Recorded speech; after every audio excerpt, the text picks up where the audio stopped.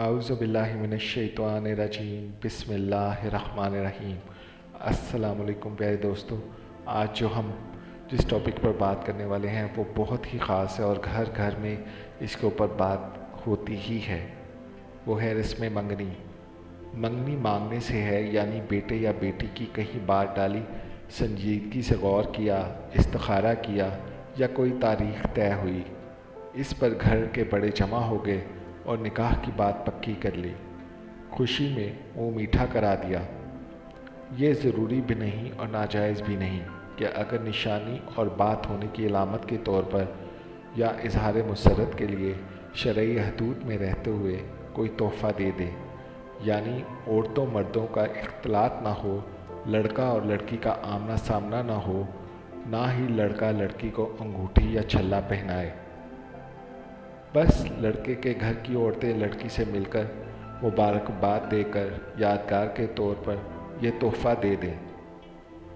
عدل بدل کا خیال نہ ہو، سادگی سے ہر کام ہو، اور یہ بھی ضروری نہیں کہ پھر لڑکی کے گھر والے بھی لڑکے کو کوئی گھڑی وغیرہ دیں، بلکہ یہی عدلے بدلے ساری چیزوں کو رسم کی شکل دے دیتے ہیں، جو کہ منع ہے۔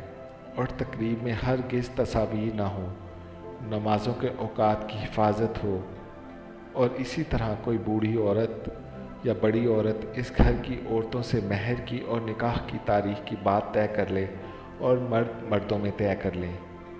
یہ تو تھا ایک سیدھا سادہ طریقہ۔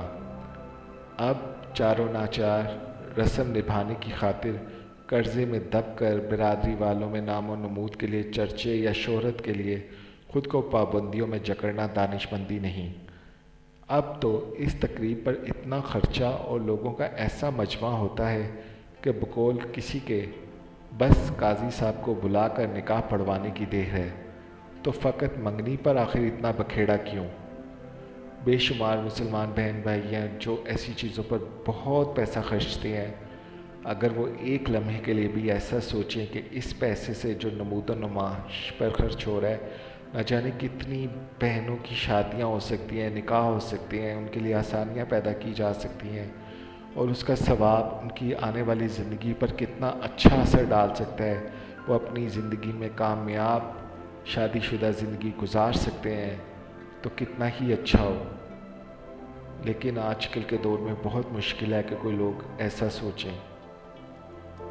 آج کل کی نئی دور کی شادیاں ہم سب کے سامنے ہیں، اور یہ کوئی گارنٹی نہیں ہے کہ آپ بے شمار پیسہ خرچ کریں اور آپ کے گھر میں امن بھی ہو۔ تو اللہ تعالی ہمیں اس کی توفیق عطا فرمائے کہ ہم وہ پیسہ ان لوگوں پر خرچ کریں جن کی دعائیں ہماری زندگیوں کو آسان فرما دے۔ آمین یا رب العالمین۔